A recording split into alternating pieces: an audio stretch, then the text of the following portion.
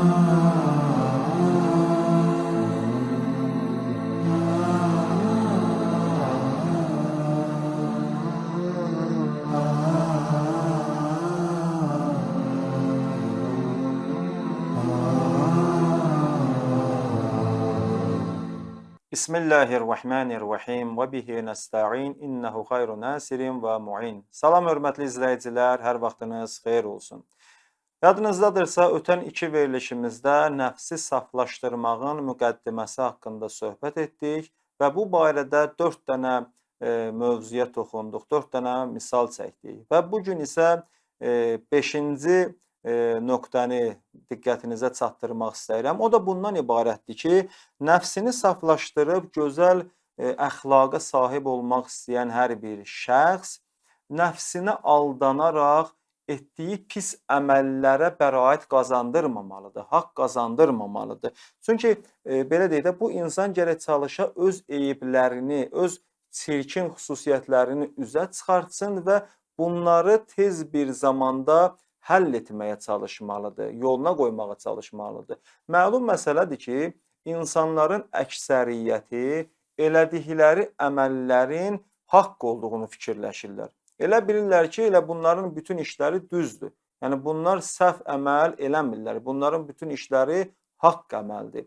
Elə buna görə də elə ataların yaxşı bir məsəli var, deyir, öz gözündə tiri görməyən başqasının gözündə çöp axtarır. Həqiqətən də bu məsələ bu cürdür.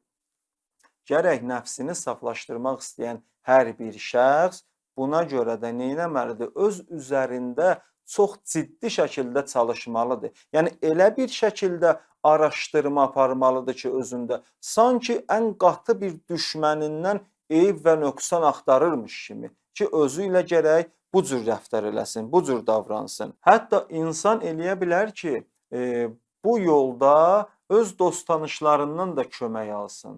Yəni, necə, məsələn, öz dostlarına desin ki, məndə gördüyünüz eyibləri, nöqsanları gəlin mənim üzümə deyin və dostları da bu şəxsdə gördükləri, məsələn, hansısa bir eyib olsun, nöqsan olsun, gəlib bu şəxsə deməlidirlər və bu insanda gərək dostlarının ona dedikləri eyiblərdə görə narahat olmasın, sevinsin ki, dostları bunların eybini bunun üzünə deyib və bu da çalışmalıdır ki, bu eybləri aradan qaldırsın. Deməli, 6-cı məsələ isə bundan ibarətdir ki, nəfsini saflaşdırıb, gözəl əxlaqa sahib olmaq istəyən hər bir şəxs üçün faydalı olan amillərdən biri də insanın başqalarını özünə bir güzgü, bir nümunə qərar verməsidir.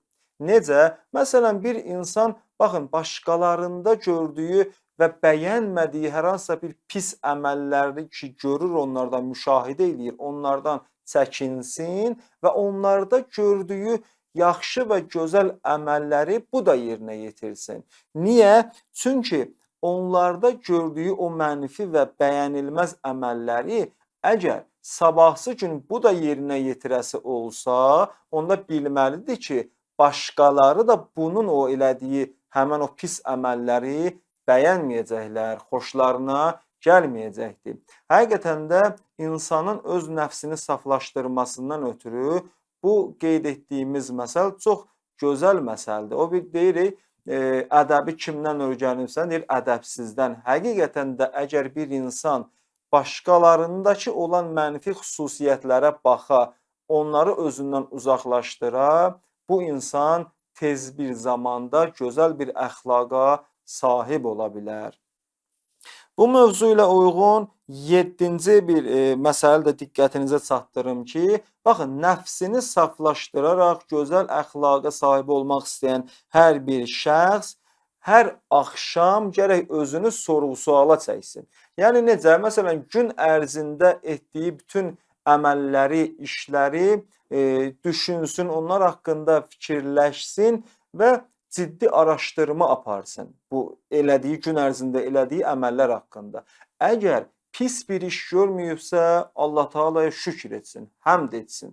Yox, əgər Allah eləməsin, hər hansısa bir pis, mənfi bir iş yerinə yetiribsə də tez tövbə etsin, öz nəfsini danlasın və bir də həmin o mənfi əməlləri, pis işləri yerinə yetirməməyə çalışsın. Allaha and verirəm İzzət Cəlalına xatir bizləri öz nəfsimizi saflaşdıraraq gözəl əxlaqa sahib olan bəndələrindən qərar versin inşallah. Vəssalamu aleykum və rəhmətullahi və bərəkatuhu.